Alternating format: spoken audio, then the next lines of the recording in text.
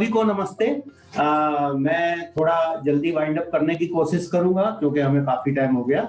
हम लोग Jagdamba cutlery limited 1984 से इस ट्रेड में हैं, जो कि हम स्टेनलेस स्टील की कटलरी, किचन टूल, यूटेंसिल्स ये सब बनाते हैं। और अर्ली 1984 में जब हमने ये काम शुरू किया था तो हम केवल जो है चूल्हे का जो टुकड़ा होता है उसके अंदर से चम्मच बनाते थे, बेबी स्पून।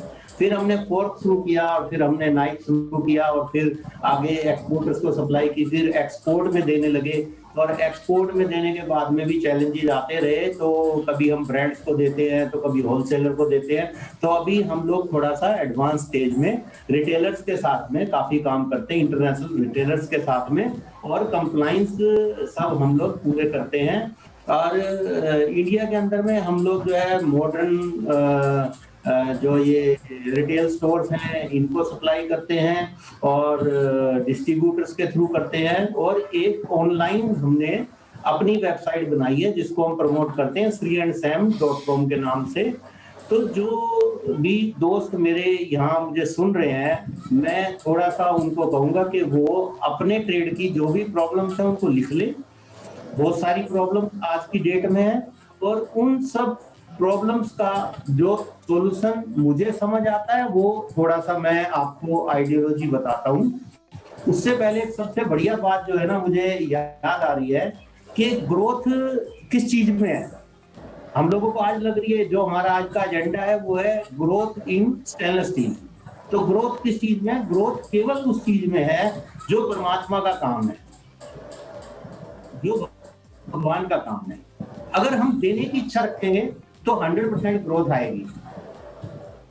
एक बहुत पुरानी बात है, जब ये मोदी नगर जो है बसाया गया तो मेरे ताऊ जी जो है वो गुजरमल मोदी जी के बॉस थे। तो उन्होंने शुगर मिल लगवाई थी और वो इसलिए लगवाई थी कि वहां पे जो है यूनिवर्सिटी बनानी थी। तो अगर हमारा मोटो कोई ऐसा हो ना सब जन के हित का, तो हमारा व्यापार बढ़ेगा और उसके कारण मिल जाएंगे। अब जो हमारा जो ट्रेड है उसके अंदर में चैलेंज जो आए हुए हैं वो ये है कि भी प्राइस की एक्सेप्टेंस नहीं हो रही है, रेट बहुत बढ़ गया रॉ मटेरियल का, और कस्टमर अपनी टीओटी पे काम करता है। तो ये सब जो व्यापार है जिससे हम लोग करते हैं वो लोग थोड़े से हमसे ज्यादा एक्सपीरियंस है, मॉडर्न है और आगे है। तो हमें उनसे सीखते हुए अपने आप को डेवलप करना चाहिए। और अपने आप को डेवलप करने के लिए हमारे पास में और इस वक्त की जो प्रॉब्लम्स है उसको लड़ने के लिए हमारे पास में खूब सारे टूल है, जो कि जैसे हमें टेक्नोलॉजी अपग्रेडेशन करना चाहिए, यूनिक प्रोडक्ट्स बनाने चाहिए और ऐसे ऐसे आइडियोलॉजी लेके आनी चाहिए जो कि हम लोग पेटेंट करा सकते हैं, अपने डिजाइन ऐसे यूनिक हो सकते हैं।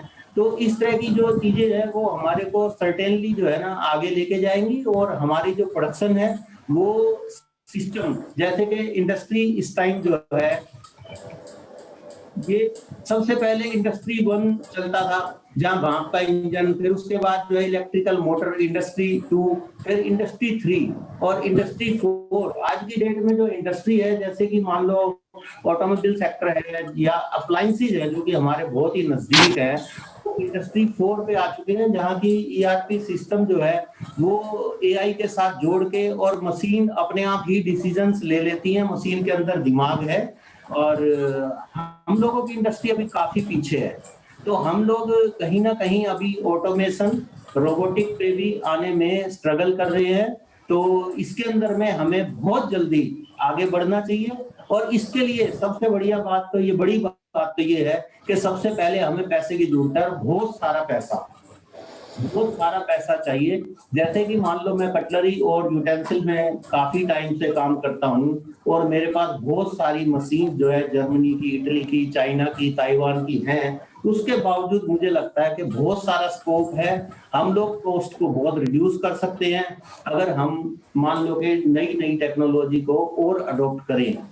तो ये एक बहुत बड़ा सॉल्यूशन हो सकता है। जैसे कि अभी करीब 40 रुपए किलो, 50 रुपए किलो, 30 रुपए किलो रॉ मटेरियल बढ़े हुए हैं। तो इस सारे के सारे को हम लोग प्रेसिंग और पॉलिश में ही कंज्यूम कर सकते हैं और रिकवरी को बढ़ा सकते हैं, जिसके अंदर रॉ मटेरियल को ज्यादा से ज्यादा यूज करके स्क्रैप कम से कम निकलेगी। तो इस तरीके से हम लोग जो है अपने इस वक्त में इनोवेशन की जरूरत है जो उसको पूरा कर सकते हैं कोर्स को। फिर इसके लिए जो फाइनेंस की बात है, फाइनेंस या तो हमें अपना लगाना पड़ेगा या बैंक से लेना पड़ेगा, या इससे बढ़िया है कि हम मॉडर्न जो फाइनेंसिंग टूल्स हैं उसको जरूर जो है ना अडॉप्ट करें। हमारी इंडस्ट्री में ये बहुत बड़ी कमी है कि भाई हम लोग अभी भी फाइनेंस को बहुत कम लोग समझ पाए हैं, और हमारे सामने कई एग्जाम्पल हैं जो कंपनी जो है जो केवल फाइनेंस को ठीक से ना कंट्रोल कर पाई या फाइनेंस को नहीं समझ पाई, तो वो कंपनियां कुछ बंद भी हो गई हैं। तो इस फाइनेंस को समझना बहुत ज्यादा जरूरी है। जैसे कि आप देख रहे हैं स्क्रीन पे बहुत सारे फाइनेंसिंग के टूल्स हैं। अगर अपने प्रोडक्ट में, अपने आइडिया में अगर मान लो यूनिकनेस है और वो काफी चल सकता है, तो हम लोग मॉडर्न फाइनेंसिंग टूल्स को अपना के एक सेफ बिजनेस कर सकते हैं।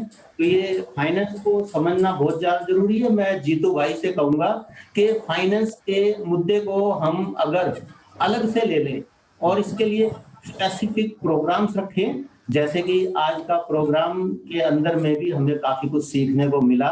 तो ये इसके चीज, जैसे कि मैं कहूंगा मान लो एचडीएफसी है, मैं एचडीएफसी के साथ काफी टाइम से काम कर रहा हूं, परंतु जितना आज मेरे को समझने को मिला कि एचडीएफसी की बहुत सारी ये फैसिलिटीज हैं, अब मैं इसके और नजदीक जाने की कोशिश करूँ तो मुझे ये और ज्यादा इसके अंदर में खाली फाइनेंस का ही नहीं, और जो जैसे कि पिज्जा मिलता है ना, पिज्जा के ऊपर टॉपिंग्स फ्री हो अगर, तो मैं खूब सारी टॉपिंग्स डाल के खाऊंगा। ऐसा ही भाई साहब ने बताया कि एचडीएफसी बैंक जो है फैसिलिटेशन करता है B2B B2C और ये क्रेडिट गारंटी। और एक टूल मैं अभी सबको शेयर करना चाहूंगा जो कि हम लोग यूज करते हैं, वो है क्रेडिट इंश्योरेंस।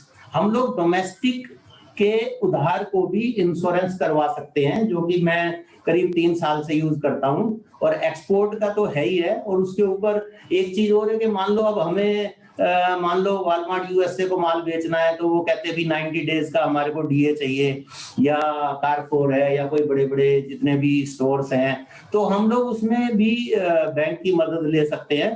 तो आज जो बैंक के बारे में मेरा थोड़ा सा एक्सपोजर और हुआ है, उसके लिए मैं थैंक यू कहूंगा। अभी जो मार्केट की प्रॉब्लम्स हैं वो मैं लिखी तो हुई है खूब सारी, पर मेरे ख्याल से इतना ज्यादा टाइम नहीं है। तो इसके साथ साथ ये है कि प्रॉब्लम को छोड़ के अगर हम गैप पे चले जाएं कि इंडस्ट्री के अंदर हमने ये गैप ढूंढना है कि भाई कहाँ कहाँ पे ऐसा काम है जो इंडिया में नहीं हो रहा, या क्या ऐसी चीजें हैं जो कि इंडिया में मिलती नहीं है, तो या क्या ऐसी चीजें जो चाइना से आ रही हैं और इंडिया के अंदर में लागत बहुत ज्यादा है, तो उसके ऊपर फोकस करें। जैसा कभी पैंडेमिक चल रहा है तो लॉकडाउन है और बहुत सारा काम मूव नहीं हो रहा है। जैसे हमारे कुछ साथी हैं जो कि ब्रांड्स में काम करते हैं डोमेस्टिक में, तो उनके लिए तो बहुत ही बड़ी प्रॉब्लम है, क्योंकि दुकानें सारी बंद है, माल बिल्कुल जा नहीं रहा है और लेबर सर पे बैठी हुई है, तो काम भी कराएं तो क्या कराएं, और रॉ मटेरियल जो है वो खरीदेंगे तो पैसा चाहिएगा, तो कितना माल बना के रखें। कुछ साथी तो ऐसे हैं जिनके पास 4-6 महीने का स्टॉक हो गया है आगे बेचने के लिए।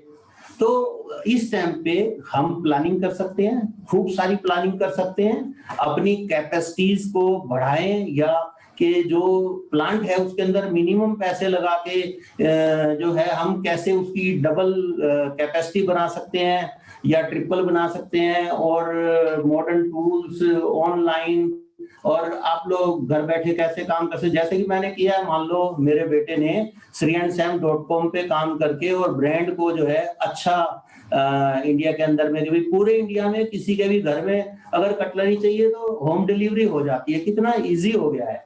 तो हमने इसकी कंसल्टेंसी भी शुरू की है। अगर किसी भी भाई को अपनी वेबसाइट बनानी है, ऑनलाइन का काम करना है, तो वो भी हमसे कांटेक्ट कर सकते हैं। और अभी मैंने जैसे खूब सारी चीजें, करीब करीब 100 प्रोजेक्ट ढूंढे हैं जो कि अभी हमारे को इंडिया में जरूरत है। कुछ मैं शेयर कर देता हूं और बाकी कोई भी मुझसे कभी भी कांटेक्ट कर सकता है। जैसे कि कुकवेयर की एक्सेसरीज है, तो एक्सपोर्ट के लिए ये बहुत बड़ी कमजोरी है, हम इंडिया में इसमें लैग करते हैं। फिर एक मेरी फाइंडिंग है, जैसे स्टेनलेस स्टील वायर है, तो ये इंडिया में मैन्युफैक्चरिंग होती है, लोकल मटेरियल से होती है, और हम वर्ल्ड वाइड रॉ मटेरियल में कॉम्पिटिटिव हैं। तो वायर की आइटम्स हम बना के एक्सपोर्ट कर सकते हैं खूब सारी, इसके अंदर बड़ा स्कोप है। और वॉल्यूमेट्रिक प्रोडक्ट्स हैं, वो जितने भी मतलब सी पोर्ट के आसपास के इंडस्ट्री एरिया है वहां पे प्रेफरेबल है, तो हम वहां पे अगर बनाएं तो चाइना के कंपटीशन में बेच सकते हैं। फिर नेक्स्ट है वाइब्रो कटलरी, जो टंबल कटलरी है, इसके इंडिया में बहुत कम प्रोजेक्ट हैं, एक्सपोर्ट के लिए बहुत बहुत बड़ी इंक्वायरीज हैं, ये काम हो सकता है। और एक है कि प्री पॉलिश्ड या बीए फिनिश के जो मटेरियल हैं उनसे प्रोडक्ट बनाए जाएं, जिसको कि पॉलिशी ना करना पड़े और सीधे ही जो है प्रोडक्ट बने, पैक होए और चले जाएं। और फिर जैसे कंपोस्ट है, ये स्टेनलेस स्टील में बनते हैं, या कुछ डिवाइसेस हैं जो कि किचन में काम आते हैं। फिर होलोवेयर कटलरी का एक सेगमेंट है जो कि इंडिया में अभी नहीं कोई कर रहा है। और जैसे कि कास्टिंग के प्रोडक्ट हैं, स्टेनलेस स्टील कास्टिंग के, कटलरी है, हैंडल्स हैं, बहुत सारी चीजें हैं। फिर ई कॉमर्स का जैसे मैंने जिक्र किया, ये बहुत ज्यादा जरूरी है, डिजिटल आप लोग स्ट्रॉन्ग होना बहुत ज्यादा जरूरी है। मेरे दोनों बेटों ने जो ज्वाइन किया मेरे बिजनेस में, तो कंपनी में सबसे बड़ा जो काम हुआ है वो डाटा पे हुआ है, कि पिछले डाटा और नए डाटा, और उसको संग्रह करके हमने रिसर्च की, तो हम अपनी कॉस्ट में ही इतना बड़ा फर्क लेके आ रहे हैं कि जिससे कि हम लोग जो ये चैलेंज है रॉ मटेरियल प्राइस इंक्रीज का, वो केवल वहीं से ही मीट आउट कर देंगे।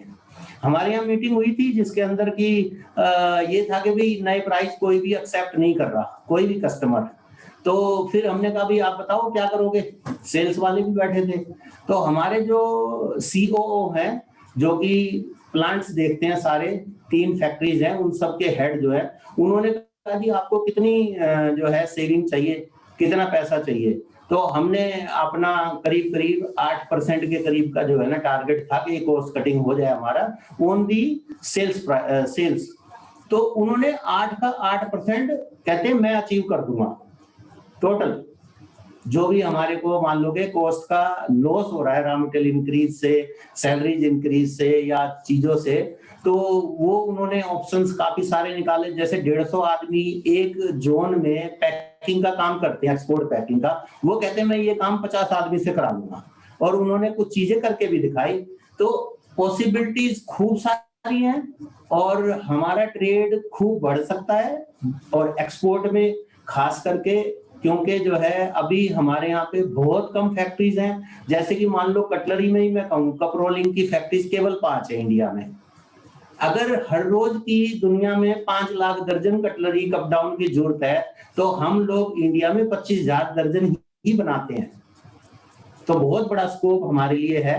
फिर हमने एक काम किया था वाटर फ्रॉम एयर, और फिर एक मिनरलाइज वाटर, और एक सब्जेक्ट है जो कि मैं चाहूंगा कि लोग इसकी तरफ जरूर नजर करें। पिछले साल अपनी बात हुई थी विजय भाई साहब, जिंदल में मीटिंग आपने कराई थी, और वो बहुत ही बढ़िया रही थी। हमारी जो 2-3 मीटिंग हुई थी, जिसके अंदर कार्बन न्यूट्रलाइजेशन जो है वो हम लोगों को फोकस करना चाहिए, चाहे कितना ही छोटा फैक्ट्री वाला हो, कितना ही बड़ा हो।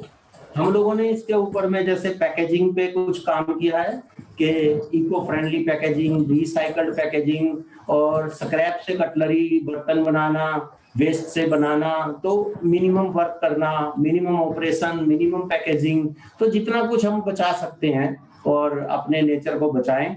फिर एक सब्जेक्ट है मशीन टेक्नोलॉजी मैन्युफैक्चरिंग।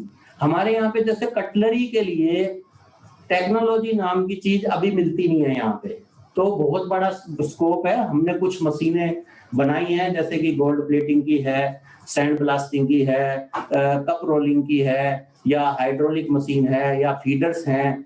तो वो कोई भी अगर मान लो कोई कंपनी डाले इसकी, तो ये भी बहुत ज्यादा जरूरत है, क्योंकि काफी पैसा हमारा जो है ना वो चाइना जा रहा है, और चाइना से जो भी कुछ हम डील करते हैं उसके अंदर कहीं ना कहीं लैग कर जाते हैं कि मशीन जो आ रही है तो फिर उनकी मेंटेनेंस है, या उनके अंदर में कोई कमी आ जाती है, या वो लोग शायद उतना बढ़िया नहीं काम कर पाते जितना कि कोरिया या हम लोग इटली से लेते हैं।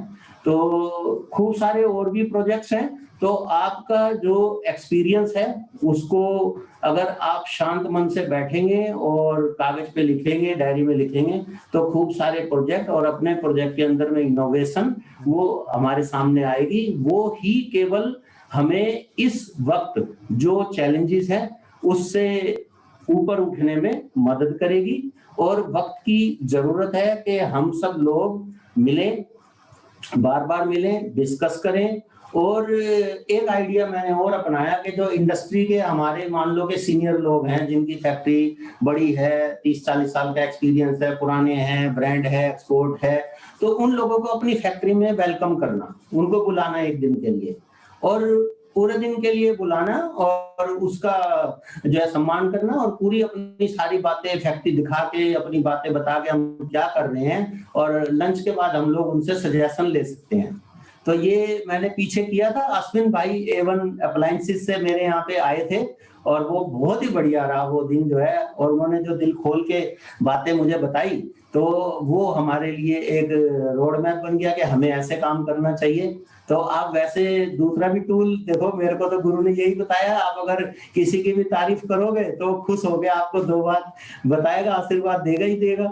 तो हम लोग कुंडली स्टेनलेस स्टील का जो एक ग्रुप बनाया हुआ है, एसोसिएशन बनाई हुई है हरियाणा में जो कुंडली इंडस्ट्रियल एरिया है, तो हम लोग आपस में बैठते हैं, सारी बात करते हैं, रॉ मटेरियल की बात करेंगे या कोई टेक्नोलॉजी की या किसी को वेंडर चाहिए, सप्लायर चाहिए, कोई भी काम है हम आपस में मिलके करते हैं। तो वक्त जो है वो थोड़ा सा और ज्यादा जो है ना मॉडर्न आता जा रहा है, जो कोलैबोरेशन का है या के कोऑपरेटिव का है या मान लो कि आप क्लस्टर डेवलपमेंट का है, इन सब से भी ऊपर उठ चुका है। और आज की डेट में हमारे लिए खुला आसमान है क्योंकि डिजिटल वर्ल्ड जो है वो पूरा क्रिएट हो चुका है और एक बैंक इतनी सारी फैसिलिटीज दे सकता है जिसका काम केवल पैसे देने और लेने का होता है। वो कह रहे हैं कि मेरे B2C पैनल भी है, आप माल भी बेच सकते हो। तो हम अपने कस्टमर्स और अपने वेंडर्स और अपने जो साथी हैं जो काम करते हैं, अगर उनके लिए जैसे ही सोचने लग जाएंगे तो हमारा जो है ना वो विजन खुल जाएगा और कंपनी एक ग्रोथ प्रोस्पेक्ट पे आ जाएगी जरूर। Thank you very much.